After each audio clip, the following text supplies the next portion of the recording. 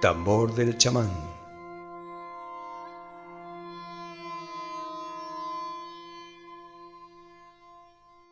Un podcast sobre mito e identidad humana.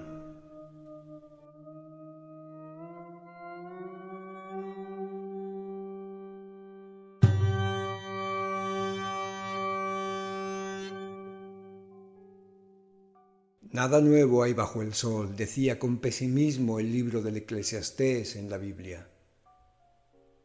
Quizá no haya nada nuevo, pero sigue siendo un misterio lo que hay frente a nosotros bajo el sol. Muchos siglos después, Lope de Vega decía que el mundo ha sido siempre de una suerte, ni mejora de seso ni de estado, quien mira lo pasado, lo porvenir advierte. Lo decía mirando con desesperanza el pasado.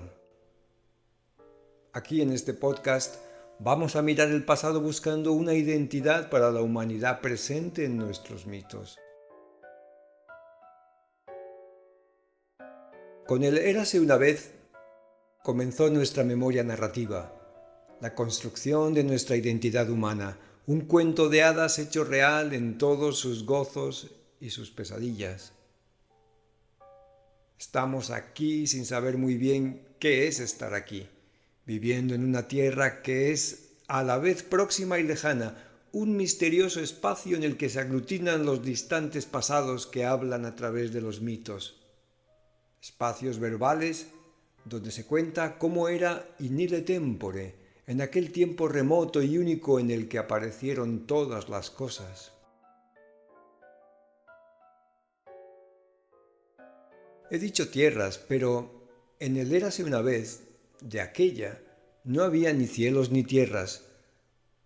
Su eco resuena en los versos babilonios del libro Enuma Elish. Cuando en lo alto el cielo era aún innombrado, así como abajo tampoco tenía la tierra un nombre. ¿Y cómo puede ser un lugar así? ¿Cómo sería? Mejor llamarlo un no lugar, antes del espacio, del tiempo, mucho antes de cualquier identidad. ¿Podemos imaginar un lugar de esta manera? ¿Puede nuestra mente, acostumbrada a árboles y rocas, aviones y edificios, libros y películas, pandemias, inteligencias de artificio, puede una mente así como la nuestra pensar un lugar como el del principio? ¿Un lugar en el que no hay ni cielos ni tierra?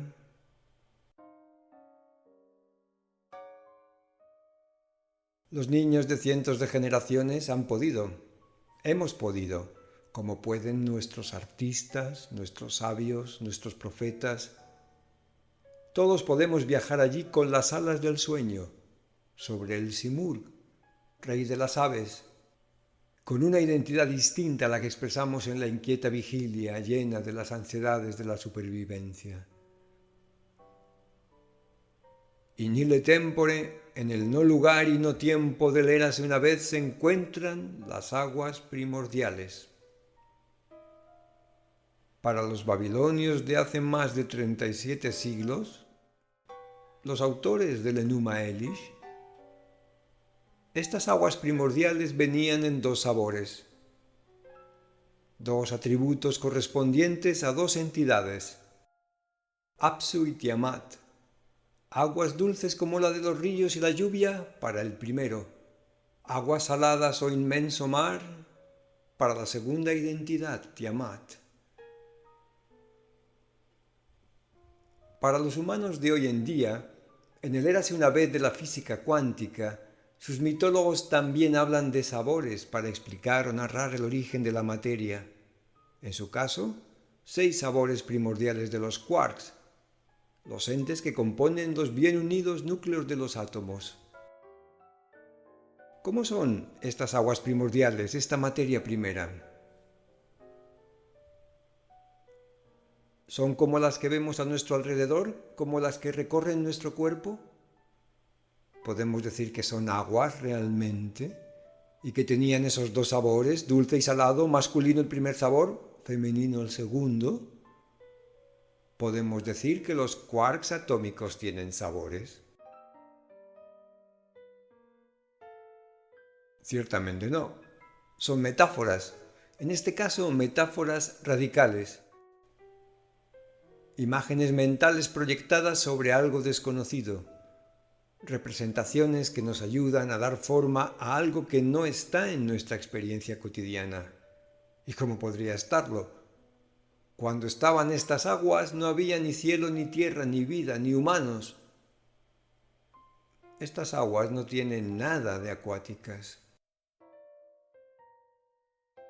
En algunas ocasiones, las aguas han sido imaginadas en estado gaseoso y oímos hablar de una nube primordial. En otras, las aguas tomaban la forma de una sustancia incluso más sutil que el gas nebuloso, un caos informe, a veces llamado apeiron, aquello que no es limitable. Las aguas primordiales no tienen una representación visual, ni un referente que podamos percibir a partir de ninguno de nuestros sentidos. No podrían tenerlo, pues in ille tempore no había órganos de percepción, ni había vida.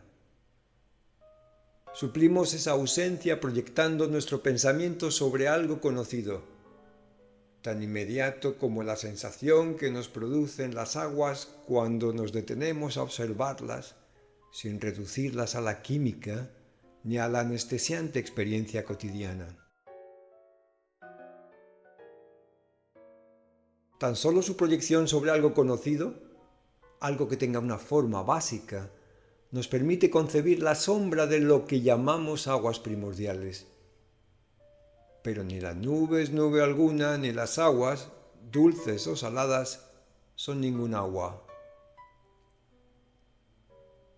Nuestras aguas, que en aquel tiempo aún no existían, se derivan de esas aguas primordiales. Son las que rompimos al nacer y las que nos rompen en llanto y sangre.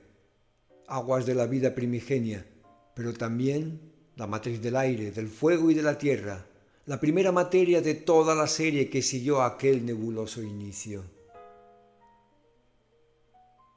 Las aguas que después aparecerán en los relatos sobre los orígenes, aguas como aquellas contra las que lucha Marduk, o el dios Indra, o el mítico emperador chino Yao, son la progenie de aquellas primeras aguas. No podemos leer los mitos con los ojos de la experiencia cotidiana, que está regida por el tiempo que registran los relojes. El mito ocurre siempre in ille tempore, en aquel instante primero del que se derivan nuestros momentos de hoy, y en su narrativa despliegan claves para la comprensión de nuestro ahora. Los relatos sobre los orígenes son necesariamente borrosos, y así ha quedado registrado en muy distintas mitologías.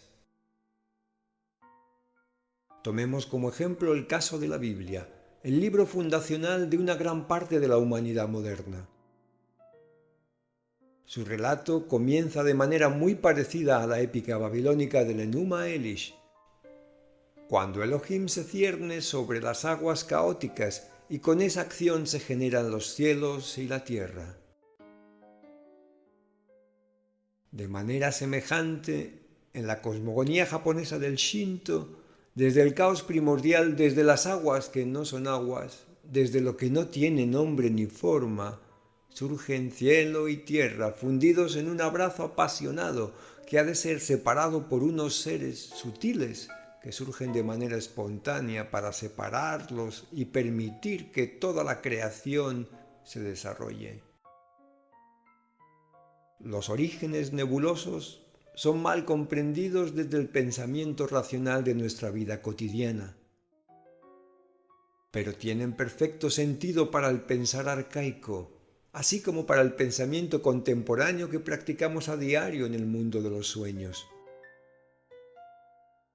En los sueños, las cosas ocurren con una espontaneidad ajena a la esforzada vida de la vigilia, ocupada y preocupada con sus importantes asuntos.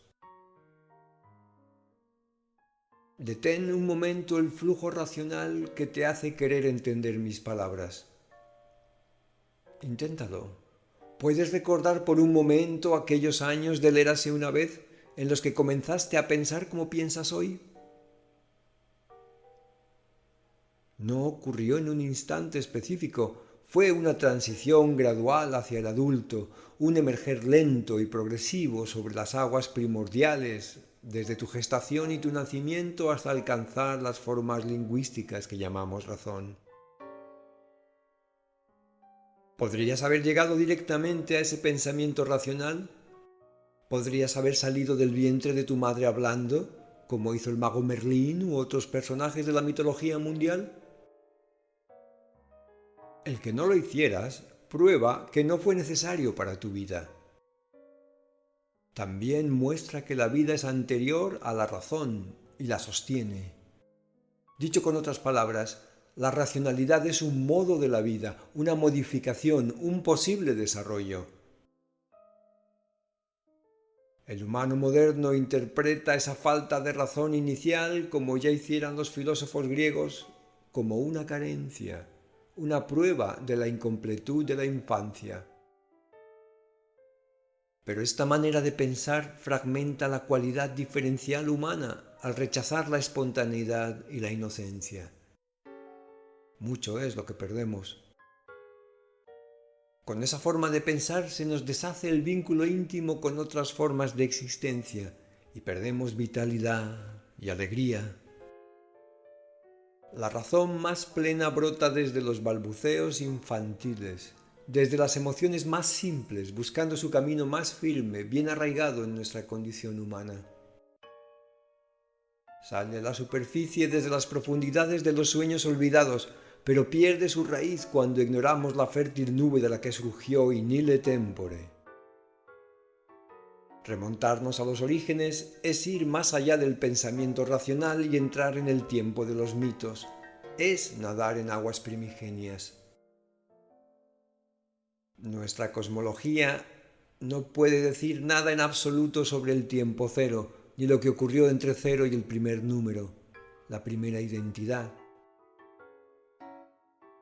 Para nuestra física, autoproclamada reina de las ciencias, el universo comenzó con el primer picosegundo, la primera billonésima fracción de tiempo. Anterior a esa fracción, a esa determinación, no tiene sentido hablar de tiempo.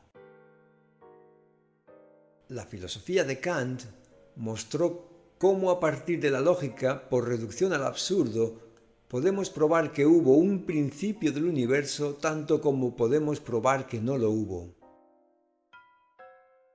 Hablar acerca del tiempo anterior al primer picosegundo es equivalente a decir lo que los versos del Enuma Elish proclamaron hace miles de años, cuando en lo alto el cielo era aún innombrado, así como tampoco abajo tenía la tierra un nombre.